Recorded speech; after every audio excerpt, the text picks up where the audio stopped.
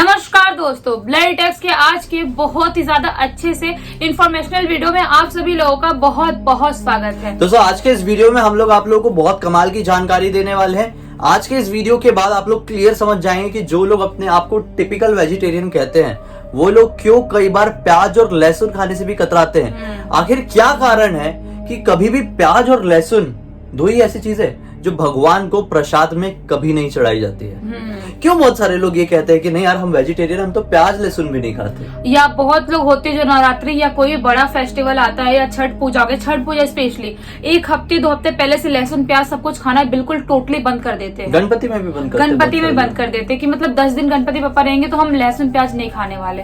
Detail में समझाऊंगा पूरी चीज, लेकिन हम थोड़ा हल्का सा बेसिक समझ लेते हैं प्याज और लहसुन का। नॉर्मल जो मतलब लॉजिकल है क्या है ना भाई, कि जो प्याज और लहसुन होते हैं ये तामसिक और राजसिक भोजन में आते हैं। श्रीमद् भगवत में भी जिक्र है इस दुनिया में 3 तरह के भोजन होते हैं, सात्विक, तामसिक और राजसिक। श्री कृष्ण ने कहा था जो कोई भी इंसान तामसिक और राजसिक भोजन का सेवन करता है ना, वो इंसान जो अपने आप में ही ना बहुत चिड़चिड़ा हो जाता है। हाँ, उनके अंदर नेगेटिविटी आने लगती है, वो बहुत ज्यादा गुस्सैल स्वभाव का हो जाता है, वो कई बार बीमार भी रहने लगता है। और इस तरह के जो भोजन होते हैं इंसान को उनके काम के प्रति ना बहुत दूर करते हैं, उनके काम से भटकाते, मतलब फोकस नहीं होते, फोकस नहीं होने देते, क्योंकि इस तरह के खाने जो रहते हैं बहुत स्वादिष्ट रहते हैं। हाँ। और स्वादिष्ट भोजन आप करेंगे ना तो मुंह में बस स्वाद लेते रह जाएंगे, राजसिक लाइफ आप जिएंगे तो फिर आप मतलब जो आपका मकसद है, आपका जो गोल है, इनडायरेक्टली भटक जाएंगे। भाई श्रीमद् भगवत में कोई भी चीज बिना लॉजिक के नहीं लिखी हुई है। वही तो समझ लो, आप एक थाली खा लिया मस्त एकदम अपना टेस्टी वाला खाना या पिज्जा ही 2-3 खा लिया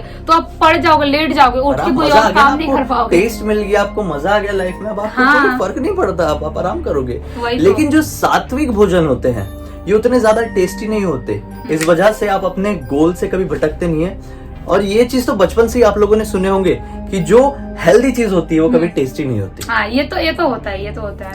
अब आगे बढ़ते हैं। ये तो लॉजिकल बात हो गई कि प्याज और लहसुन से बहुत सारे लोग कतराते क्यों हैं। अब ये प्याज और लहसुन नॉनवेज वाली श्रेणी में कैसे गिना जाता है, डिटेल में समझाता हूँ। बहुत पुराने टाइम में जब समुद्र मंथन हो रहा था, सबको पता है समुद्र मंथन के बारे में, क्षीर सागर में जब समुद्र मंथन हुआ था ना तो उससे अमृत निकला था। अब भगवान विष्णु आए थे मोहिनी का अवतार लेकर और जितने भी देवता थे उनको अमृत बांट रहे थे। असुर में से 2 असुर थे, एक का नाम था राहु और एक का नाम था केतु। राहु और केतु थोड़ी देवताओं का रूप हल्का सा धारण किए और देवताओं की भीड़ में जाकर बैठ गए। और भगवान विष्णु बांटते बांटते आए और वो भी ऐसे बैठे हुए थे अमृत पीने के लिए।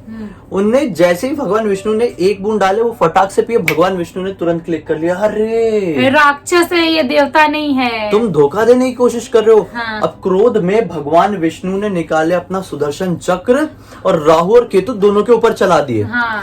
अब सीन क्या हुआ, इनके सुदर्शन चक्र चलाने से पहले राहु और केतु ने दोनों ने ही एक बूंद अमृत ग्रहण कर चुके थे। इस वजह से सुदर्शन चक्र से इनकी मृत्यु नहीं हुई, क्योंकि जो अमृत पीता वो अमर हो जाता, सीधी सी बात है। इस वजह से ये लोगों की मृत्यु नहीं हुई। लेकिन जब इनकी गर्दन कटी तो जो खून बहा और जिस जमीन पर राहु और केतु का खून बह के गिरा ना, वो जगह पर प्याज और लहसुन की उत्पत्ति हो गई। मतलब इन शॉर्ट देखा जाए तो जो लहसुन और प्याज है वो राक्षस है, वो राहु और केतु थे। हाँ।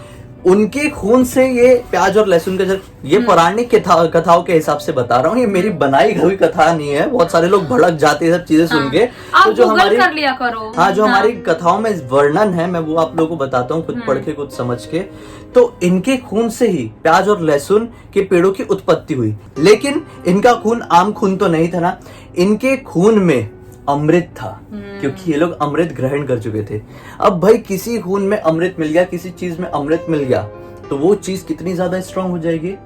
और यही कारण है कि प्याज और लहसुन का सेवन से इंसान जो है बहुत ज्यादा स्ट्रांग बन जाता है। क्योंकि बोलते ना कि सुबह सुबह खाली पेट 1-2 लहसुन खा लो तो बहुत सारी बीमारियां होती है जो नहीं होती है, और प्याज से भी बहुत सारी बीमारियां होती है जो नहीं होती है खा लो तो। आप गर्मी चलती है, लू का टाइम रहता है, आप प्याज खा के निकलो घर से, लहसुन आपके कितने सारे हेल्थ बेनिफिट देता है। बीमारियों में, बहुत बीमारियों में काम आता है। मतलब सुबह सुबह खाओगे तब को फैट भी, मतलब बोलते ना 1-2 कली खा लो फैट भी ज्यादा नहीं आने वाला फिर। मतलब हमारी पौराणिक कथाओं के हिसाब से प्याज और लहसुन इसलिए इतने ज्यादा स्ट्रॉन्ग है क्योंकि वो एक तरह से अमृत की कतरों से बने हुए हैं। हाँ, इसलिए। लेकिन किसका खून था वो? असुरों का खून था। इस वजह से ये कभी भी देवताओं में नहीं चढ़ाए जाते। अब समझ में आया आप लोगों को फंडा कि क्यों ये देवताओं को नहीं चढ़ते हैं? क्यों जो अखंड वेजिटेरियन लोग रहते हैं वो लोग कभी प्याज लहसुन का सेवन नहीं करते हैं? उम्मीद है समझ गए होंगे। समझ गए तो और भी अपने दोस्तों और परिवार वालों को समझाइए इस वीडियो को ज्यादा से ज्यादा शेयर करके। अब तक इस वीडियो को देखे हैं तो वीडियो को लाइक जरूर कर दीजिए, चैनल को सब्सक्राइब करके बेल आइकन दबा के ऑल के ऑप्शन में क्लिक करना, क्योंकि इसी तरह के हैरान कर देने वाले अनोखी वीडियो हम लोग आप लोगों के सामने रेगुलरली लेके आते रहते हैं। इंस्टा की लिंक इस वीडियो के डिस्क्रिप्शन बॉक्स में क्लिक करके डायरेक्टली वहां पर पहुंच जाना। चलिए कल फिर से एक और कमाल की जानकारी या कहानी के साथ आप लोगों के सामने जाहिर हो जाएंगे। तब तक के लिए बहुत बहुत धन्यवाद। आपका दिन शुभ हो।